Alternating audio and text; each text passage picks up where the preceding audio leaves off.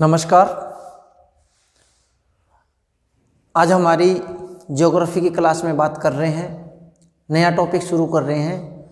और आज की जो हमारी क्लास रहेगी वो BA first year, BA BEd second year, BA first year की क्लाइमेटोलॉजी वाला पार्ट जो चल रहा है और बीए सेकेंड ईयर की जो बुक है क्लाइमेटोलॉजी और ओशिनोग्राफी, उसका जो पार्ट का जो टॉपिक है, और एमए की जो क्लाइमेटोलॉजी ज्योग्राफी है उसका पार्ट हमारा कॉमन टॉपिक चल रहा है।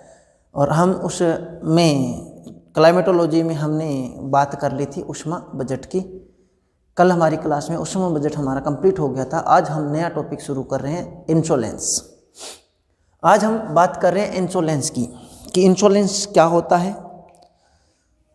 तो इंसोलेंस को हिंदी में कहते हैं सूर्य ताप। क्या कहते हैं? सूर्य ताप।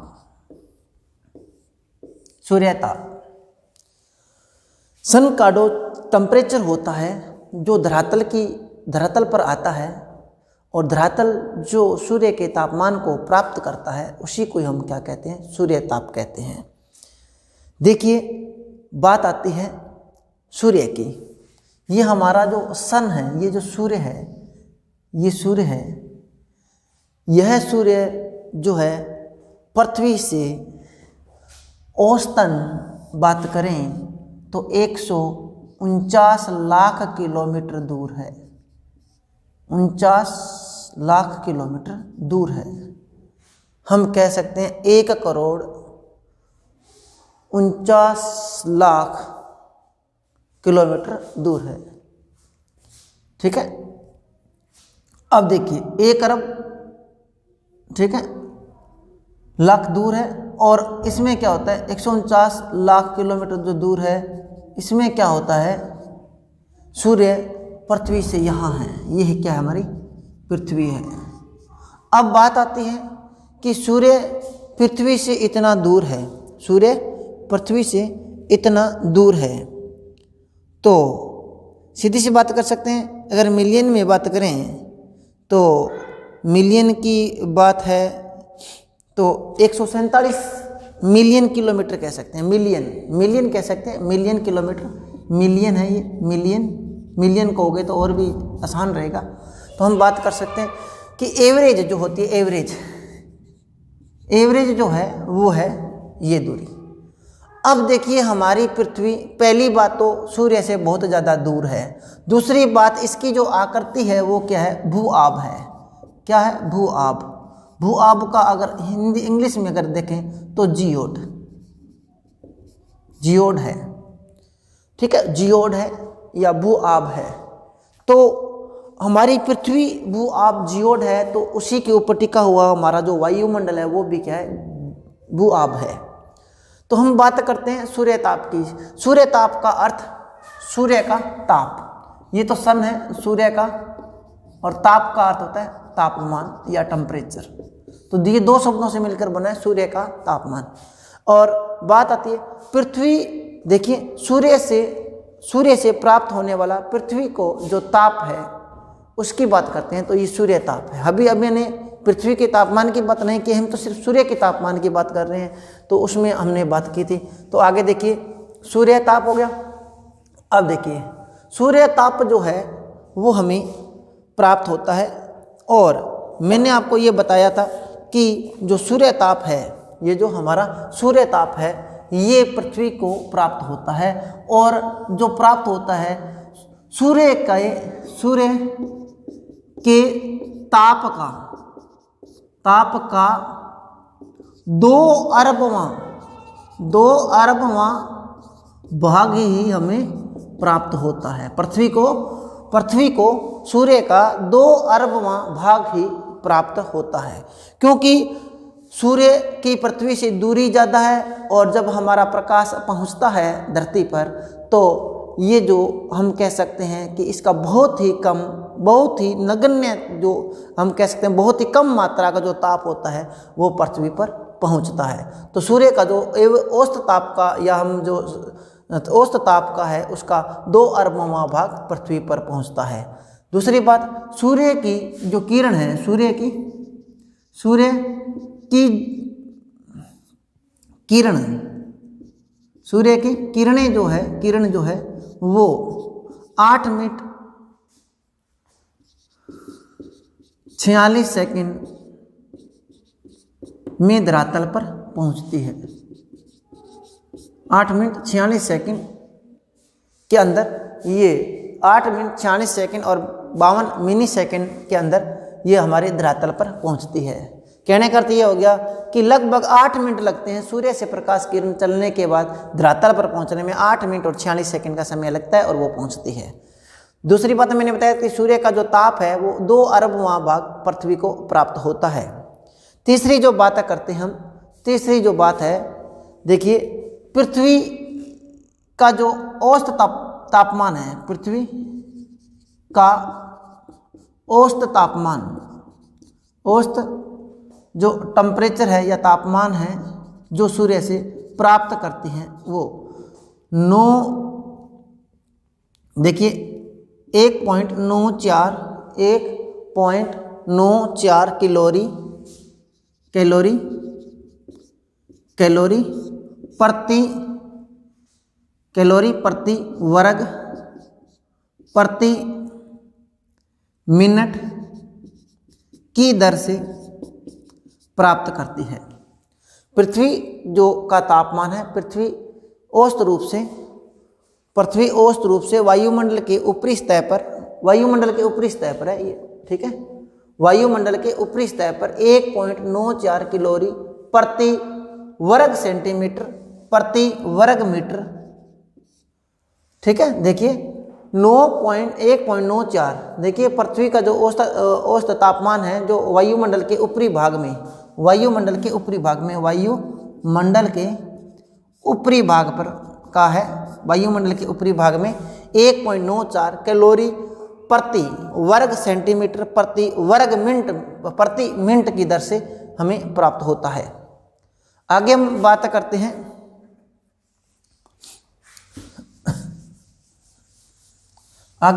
करते हैं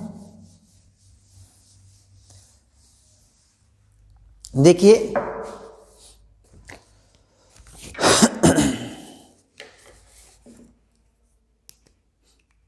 सूर्य के धरातल का तापमान, सूर्य के धरातल का जो तापमान है वो देखिए सूर्य के धरातल का तापमान, सूर्य के धरातल का तापमान, धरातल का तापमान जो है वो है 6000 डिग्री सेंटीग्रेड, 6000 डिग्री सेंटीग्रेड।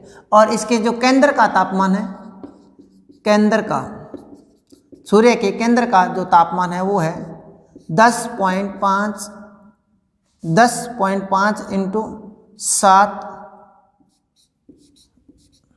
ठीक है। देखिए हम कह सकते हैं 1.5 × 10⁻⁷, ये है, यह हम इसको कह सकते हैं मोटे तौर पर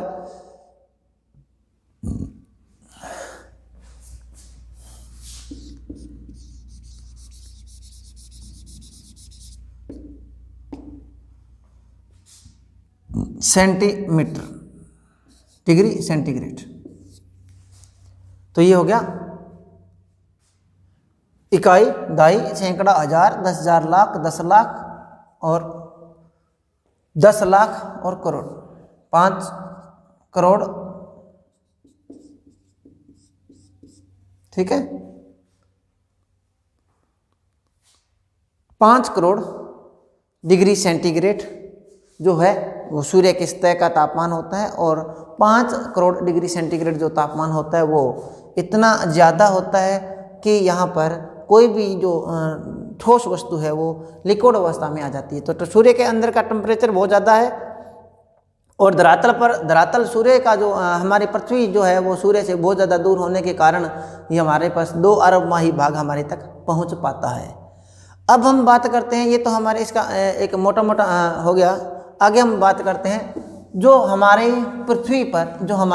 पृथ्वी को सूर्य ताप प्राप्त होता है वो भिन्न भिन्न जगह पर भिन्न भिन्न होता है।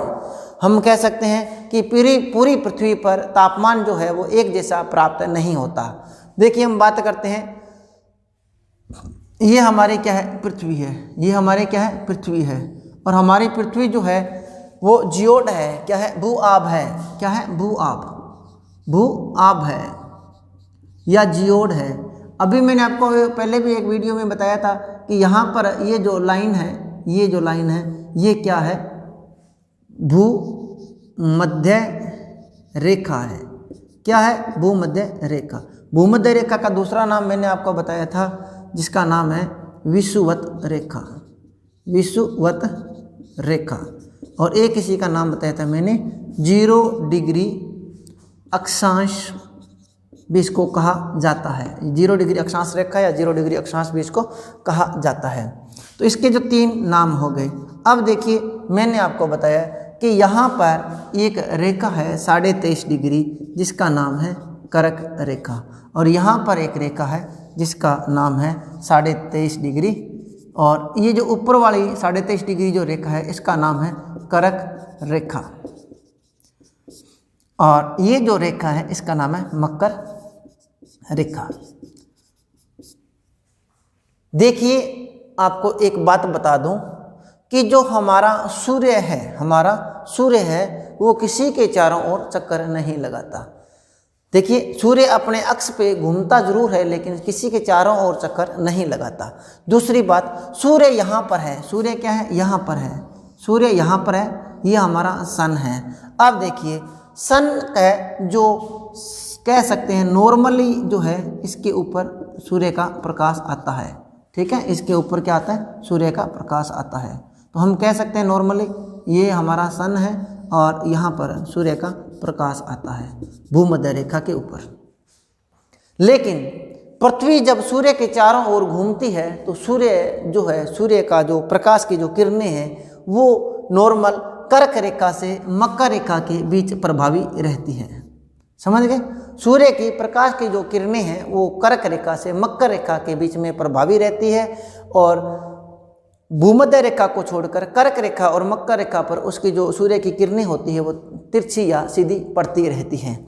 अब हम बात करते हैं, देखिए सीधी सी बात है, सूर्य कर्क रेखा के ऊपर, पहली बात है भूमध्य रेखा के ऊपर सूर्य 21 मार्च को होता है।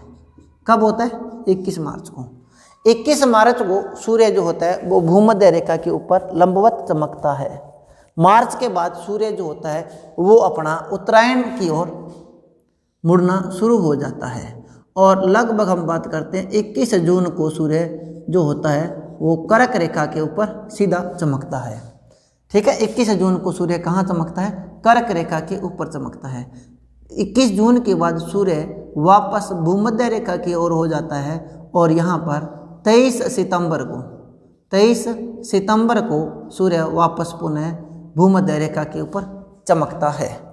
फिर क्या होता है? देखिए 23 सितंबर को जब भूमध्य रेखा के ऊपर चमकता है तो पुनः ये किस ओर जाता है? दक्षिणायन हो जाता है, और 23 सितंबर के बाद सूर्य दक्षिण गोलार्ध की ओर चलता है, और यहाँ पर ये 22 दिसंबर को मकर रेखा के ऊपर पहुँच जाता है। ठीक है, 22 दिसंबर को कहाँ पहुँच जाता है? मकर रेखा पर पहुँच जाता है। 22 दिसंबर को मकर रेखा पर पहुँचने के बाद ये पुनः उत्तर की ओर चलना शुरू करता है, और 21 मार्च को ये पुनः यहाँ पहुँच जाता है भूमध्य रेखा पर। तो मेरे कहने का अर्थ ये हो गया कि जो सूर्य है, सूर्य का जो किरणों का तिरछा या सीधा पड़ना कर्क रेखा और मकर रेखाओं के बीच में ही प्रभावी रहता है। दूसरी बात, जब सूर्य कर्क रेखा पर सीधा चमकता है, जब सूर्य कर्क रेखा पर सीधा चमकता है, इसे कहते हैं कर्क संक्रांति। कर्क संक्रांति, कर्क संक्रांति। और जब सूर्य मकर रेखा के ऊपर सीधा चमकता है, इसे कहते हैं मकर संक्रांति। मकर संक्रांति। तो कर्क संक्रांति और मकर संक्रांति। देखिए सूर्य जो है कर्क रेखा के ऊपर 21 जून को सीधा चमकता है, और ध्यान रखना जब ये कर्क रेखा से यहाँ से भूमध्य रेखा से कर्क रेखा पे आता है तो इसके 3 माह लगते हैं। फिर ये जब जाने में 3 महीने लगेगा तो आने में भी क्या लेता है, 3 महीने लेता है, कुल हो गए 6 माह। फिर ये यहाँ से मक्का रेखा पर जाएगा तो 3 महीने लगेंगे, 9 माह, और फिर ये मक्का रेखा से भूमध्य रेखा पर जाएगा तो इसे क्या हो गया, 3 माह। इस प्रकार टोटल जो हमारे होते हैं 4 जो रोटेशन बने हैं, इसमें हमारे जो पूरे महीने जो लगते हैं वो 12 महीने या 1 साल का समय लगता है। आगे जब सूर्य मकर रेखा पर या जब सूर्य भूमध्य रेखा के ऊपर आता है तो क्या होता है, विषुव बनते हैं। क्या बनते हैं, विषुव। इसे क्या बोलते हैं, विषुव बोलते हैं। जब सूर्य भूमध्य रेखा के ऊपर आता है, या हम बात कर सकते हैं जब भूमध्य रेखा पर सूर्य आता है और दिन और रात समान होते हैं 12-12 घंटे के, उसे क्या कहते हैं, विषुव बोलते हैं। ठीक है। अब देखिए ये जो 23 सितंबर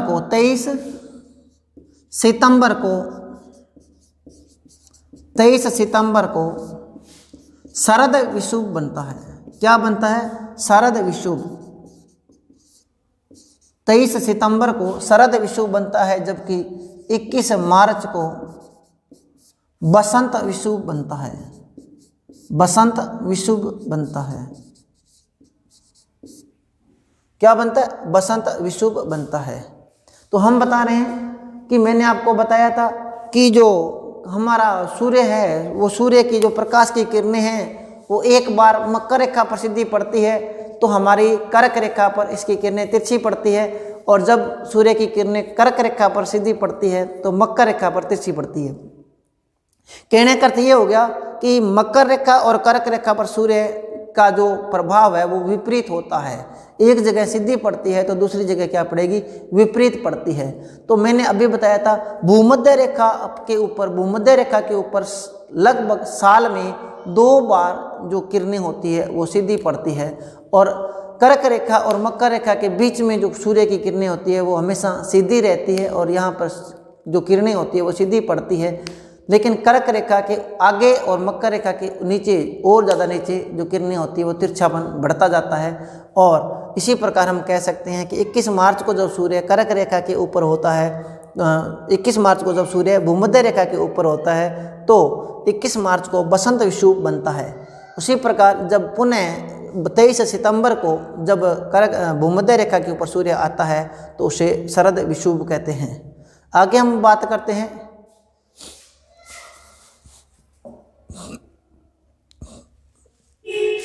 सूर्य तप को प्रभावित करने वाले कारक।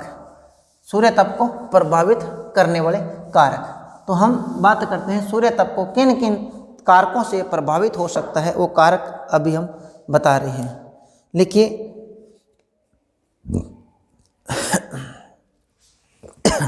सूर्य तप को प्रभावित करने वाले कारक। सबसे पहले 1 नंबर कारक है सूर्य से पृथ्वी की दूरी। तो ये मोस्ट कारक है। देखिए पहला जो हमारा कारक है सूर्य से पृथ्वी की दूरी। तो सूर्य से पृथ्वी की दूरी हमेशा समान नहीं रहती, घटती बढ़ती रहती है। इसलिए जो सूर्य का ताप जो मिलना है वो भी कम ज़्यादा होता रहता है। तो इसी से जब सूर्य का ताप कम ज़्यादा मिलेगा तो उससे हम जो तापमान प्राप्त होगा या टेम्परेचर इंसोलेंस जो प्राप्त होगा उसमें भी कमी या बढ़ोतरी होती रहती है। देखिए सूर्य से पृथ्वी की जो दूरी है उसके बारे में बात करते हैं। देखिए मैंने आपको पहले बताया कि औसत दूरी है, औसत जो दूरी है सूर्य की, औसत दूरी सूर्य और पृथ्वी के बीच की जो औसत दूरी है वो है 149 मिलियन किलोमीटर। 149 मिलियन किलोमीटर दूरी है सूर्य और पृथ्वी के बीच में। देखिए अब क्या होता है, जब ये सामान्य दूरी होती है तो ये सामान्य समय होता है, और जब सामान्य दूरी होगी तो यहाँ पर कहीं भी ये नहीं कि टेम्परेचर कम ज़्यादा होगा, एवरेज टेम्परेचर आता है। यहाँ तापमान औसत ताप प्राप्त होगा। क्या होगा, औसत ताप प्राप्त होगा, और यहाँ पे औसत तापमान प्राप्त होगा। अब देखिए क्या होता है, जब सूर्य और पृथ्वी के बीच में दूरी बढ़ जाती है तो इसके 2 रीजन आते हैं। एक तो अपसोर होता है, और एक उपसौर होता है। अपसौर और उपसौर की पोजीशन आ जाती है। क्या आ जाती है? अपसौर और उपसौर की पोजीशन आ जाती है। देखिए मैं आपको बताता हूँ, उप एक पर्यायवाची है और उप का अर्थ होता है निकट। उप का अर्थ क्या होता है? निकट। उप एक पर्यायवाची है और उप का अर्थ क्या होता है? निकट। निकट माने यह हम कह सकते हैं पास। क्या होता है? पास। तो सीधी सी बात है, उपसौर का अर्थ क्या होता है? जब सूर्य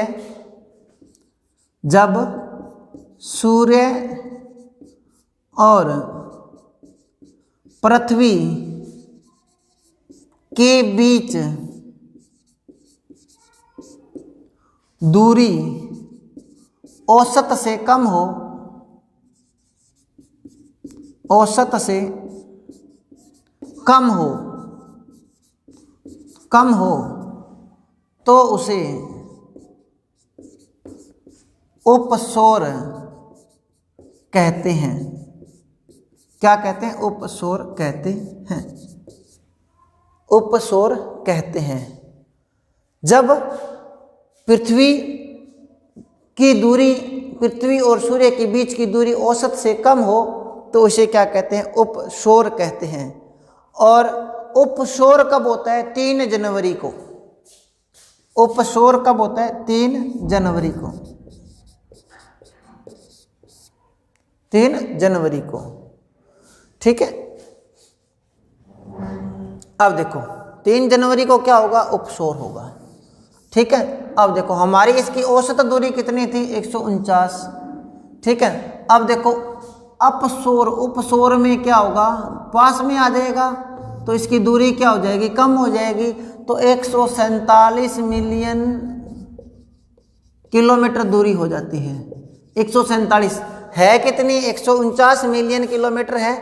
और ये दूरी घटकर सूर्य और पृथ्वी पास में आ जाती है तो 147 मिलियन दूरी हो जाती है। हम कह सकते हैं, ठीक है, 147 मिलियन दूरी हो सकती है। 1 अरब 47 करोड़ दूरी हो सकती है। तो किलोमीटर दूरी हो सकती है। इसके बीच में कम हो जाती है दूरी। और जब दूरी कम हो जाती है तो क्या होता है? टेम्परेचर ज़्यादा प्राप्त होता है। तो याद रखना, उपसौर जब सूर्य और पृथ्वी के बीच में दूरी औसत दूरी से कम हो जाती है तो उसे उपसौर कहते हैं। और ये जो हमारी पोजीशन बनती है ये 3 जनवरी को बनती है। और उपसौर में जो दूरी होती है वो दूरी 147 मिलियन किलोमीटर हो जाती है, जिससे तापमान प्राप्त ज़्यादा होता है। दूसरी बात देखिए, अपसौर और उपसौर का जो प्रभाव जो होता है वो दक्षिणी गोलार्ध में ज़्यादा देखा जाता है। उत्तरी गोलार्ध में उसका प्रभाव नकारात्मक होता है, या हम कह सकते हैं विपरीत प्रभाव होता है। तो यहाँ पर क्या होता है? 7% ताप ज़्यादा प्राप्त होता है। 7% क्या होता है? तापमान ज़्यादा प्राप्त होता है एवरेज टेम्परेचर से। दूसरी बात हम करते हैं अपसौर। दूसरी बात क्या होती है? अपसौर। अपसौर का अर्थ क्या होता है?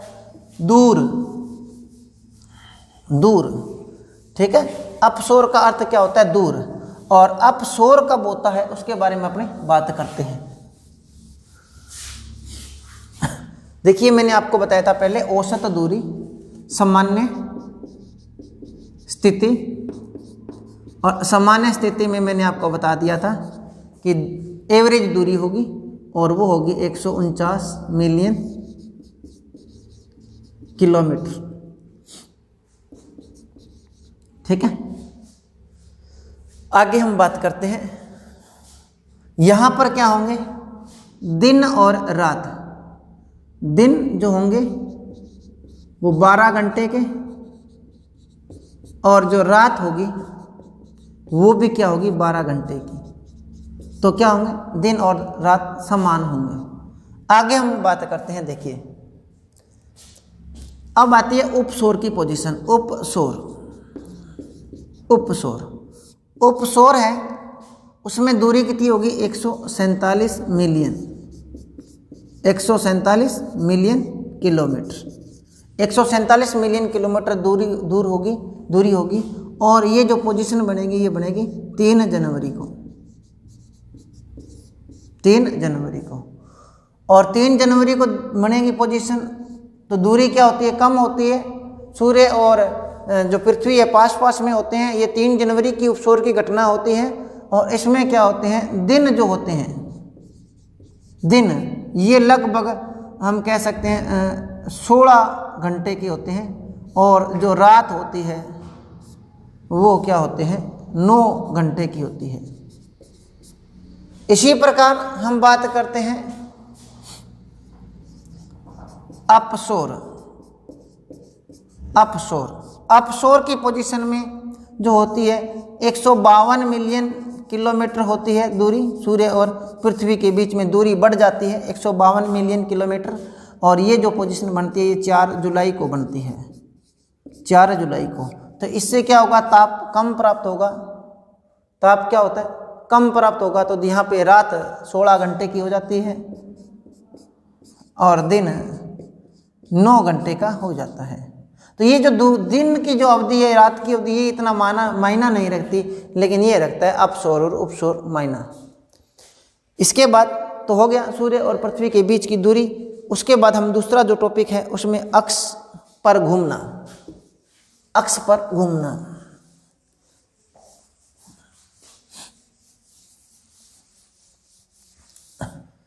पृथ्वी का अपने अक्ष पर घूमना। दूसरा, पृथ्वी का अपने अक्ष पर घूमना। देखिए,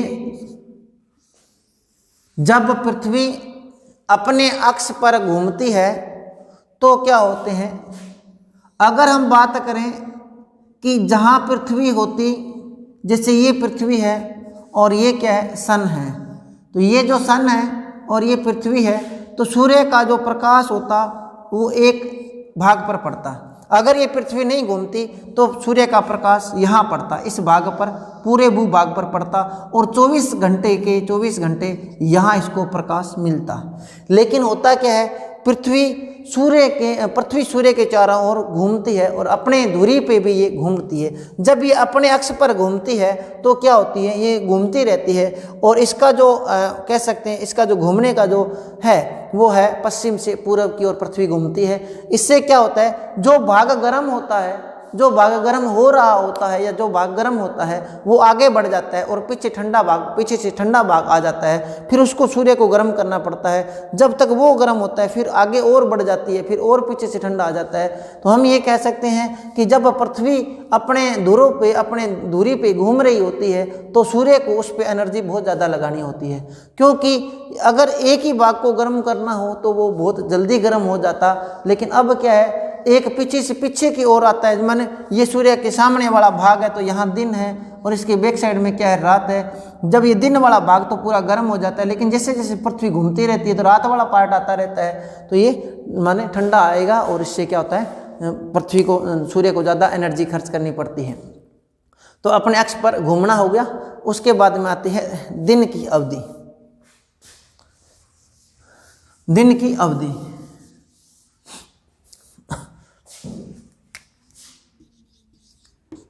दिन की अवधि, दिन की अवधि माने हम कह सकते हैं दिन और रात बनने की जो अवधि है उसके अंदर अंतर आता है। पृथ्वी पर जब सूर्य जब कर्क रेखा और मकर रेखा पर होता है तो दिन की जो अवधि है वो अंतर होता है। देखिए, जब सूर्य कर्क रेखा के ऊपर चमकता है, जब सूर्य कर्क रेखा के ऊपर जब सूर्य चमकता है तो कर्क रेखा पर दिन की जो अवधि होती है वो 12 घंटे से अधिक होती है। लगभग हम कह सकते हैं 14-15 घंटे की अवधि होती है दिन में। तो देखिए, जब सूर्य कर्क रेखा पर होगा और सूर्य कर्क रेखा पर होने के बाद में सूर्य की किरणें वहाँ पे लंबवत पड़ती है, तो एक नंबर बात तो वहाँ पे ताप अधिक मिलता है और सूर्य का जो प्रकाश है वो लंबे समय तक मिलता है। तो हम कह सकते हैं लगभग 14-15 घंटे वहाँ पर तापमान मिलता है। तो यहाँ पर जो तापमान ज़्यादा मिलेगा, या हम बात करें सूर्य की किरणें यहाँ पे सीधी पड़ती है, दिन की अवधि ज़्यादा होती है, तो दिन की अवधि जितनी ज़्यादा होगी तो ताप उतना ही ज़्यादा मिलता है। दूसरी बात करते हैं, अगर सूर्य कर्क रेखा पर होगा, अगर सूर्य कर्क रेखा पर होगा तो मकर रेखा पर क्या होगा, ताप कम, क्योंकि सबसे तिरछी करनी पड़ेगी मकर रेखा पर, सबसे तिरछी करनी पड़ेगी, तो दिन की अवधि क्या होगी, छोटी होगी, दिन की अवधि क्या होगी, छोटी होगी। और जब दिन की अवधि छोटी होगी तो तापमान क्या मिलेगा, कम मिलेगा।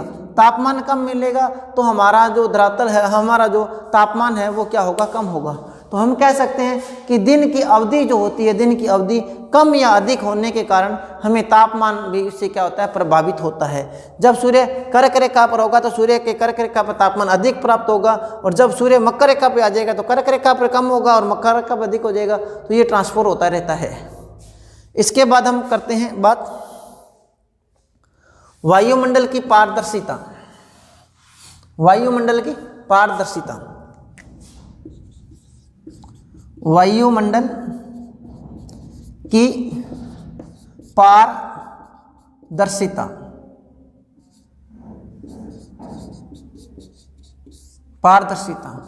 देखिए हमारी ये जो अर्थ है, ये पृथ्वी है, इसके ऊपर गुरुत्वाकर्षण बल के कारण इसके ऊपर एक क्या पाया जाता है, बहुत मोटा वायुमंडल की परत पाई जाती है।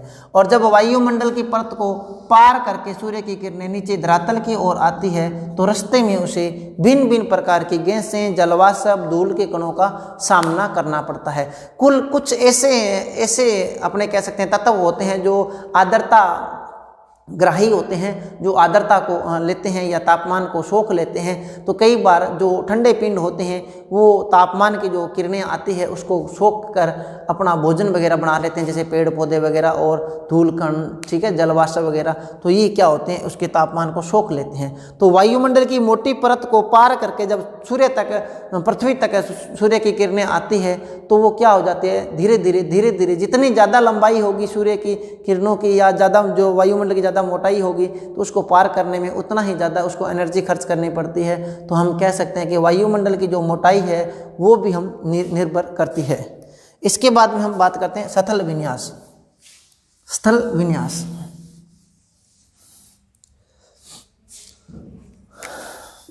यह हम कह सकते हैं स्थल व जल का स्वभाव, या हम कह सकते हैं क्षेत्र। देखिए जिस क्षेत्र में धरातल छोटे छोटे होते हैं तो उन्हें सूर्य को गर्म करने में कम एनर्जी की आवश्यकता होती है। दूसरी बात करें कि जिन क्षेत्रों में हम बात करें कि जल और स्थल का स्वभाव क्या है, एक अलग अलग है।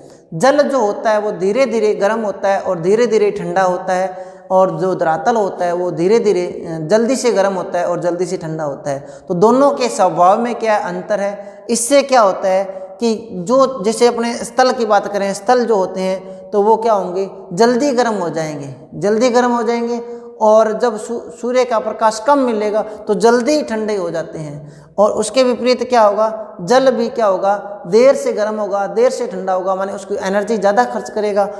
और क्षेत्र जो होंगे, जैसे एक बहुत बड़ा जलीय भाग है उसको गर्म करने के लिए सूर्य को अपनी एनर्जी ज़्यादा लगानी पड़ती है, और धरातलीय जो भाग है उसके बहुत बड़े भूभाग पर बहुत कम मात्रा में एनर्जी से वो बहुत बड़ा भूभाग जल्दी गर्म हो जाता है जल की अपेक्षा। तो हम कह सकते हैं कि जो स्थल विन्यास है वो भी एक अलग अलग है। आगे हम बात करते हैं अभी मैंने आपको बताया था बसंत विषुव और शरद विषुव। इसके बाद हम बात करते हैं जो हमारे सूर्य की किरणों के आधार पर, सूर्य का जो ताप प्राप्त होता है उसके आधार पर हमारी पृथ्वी को 3 कटिबंधों में बांटा है। तो हम कह सकते हैं ताप कटिबंध, पृथ्वी पर ताप कटिबंध। तो हमारे पृथ्वी पर ताप कटिबंध जो है टोटल वैसे तो ये है 5, ठीक है, 5 है, लेकिन अगर हम बात करें तो मुख्य रूप से 3 कटिबंधों में बांटा गया है। एक आता है उष्ण कटिबंध, दूसरा आता है शीतोष्ण कटिबंध, और तीसरा जो आता है उसे कहते हैं शीत कटिबंध। तो टोटल कटिबंध कितने हैं, 3 ही हैं, लेकिन इनकी संख्या कितनी है, 5 है, क्योंकि 2 शीतोष्ण कटिबंध आ जाएंगे और 2 क्या आ जाएंगे, शीत कटिबंध आ जाएंगे। जैसे हमने यहाँ पे पृथ्वी बनाई और ये पृथ्वी जो है ये भूमध्य रेखा है और भूमध्य रेखा से लेके यहाँ तक और यहाँ तक, भूमध्य से रेखा से अपने कह सकते हैं कर्क रेखा से मकर रेखा के बीच में, मकर रेखा के बीच में हमारा जो कटिबंध बनता है ये बनता है उष्ण कटिबंध, उष्ण कटिबंध। इसके बाद में हम बात करते हैं यहाँ पर 66.5 डिग्री नॉर्थ इक्वेटर से लेके 66.5 डिग्री साउथ इक्वेटर तक, तो ये है शीतोष्ण कटिबंध और ये है हमारा शीतोष्ण कटिबंध। और हमारा ये जो हो गया ध्रुवों पर शीत कटिबंध और ये भी हमारा क्या होगा, शीत कटिबंध। कहने का अर्थ क्या हो गया कि कर्क रेखा से मकर रेखा के बीच में सूर्य की किरणें सीधी पड़ती है, ताप अधिक प्राप्त होता है, तो हमेशा ये हमारा जो कटिबंध होता है यहाँ पर वर्ष भर सूर्य की किरणें लंबी पड़ने के कारण यहाँ पर हमारा कटिबंध कौन सा हो गया, उष्ण कटिबंध हो गया। इसी प्रकार कर्क जब सूर्य यहाँ पर होगा तो यहाँ पे किरणें तिरछी पड़ती है, तो यहाँ पर क्या होगी, शीत ऋतु होगी, शीत ऋतु होगी। और जब यहाँ पर सूर्य होगा तो यहाँ पर क्या होगी, गर्मी होगी। तो हम क्या कह सकते हैं, शीतोष्ण, शीत प्लस उष्ण, सर्दी और गर्मी जो दोनों दशाएं पाई जाती है वो शीतोष्ण कटिबंध होता है। और 66.5 डिग्री के बाद हमारी किरणें नहीं पहुँच पाती सूर्य की, इसीलिए वहाँ शीत कटिबंध होता है। तो आज हमने किया है तापमान, ठीक है, सूर्य ताप के बारे में बात की है और सूर्य तापमान को आपने विस्तार से देखा है। कल जो हमारी नेक्स्ट क्लास होगी उसके बारे पर बात करेंगे हम नए टॉपिक पे। तब तक के लिए धन्यवाद।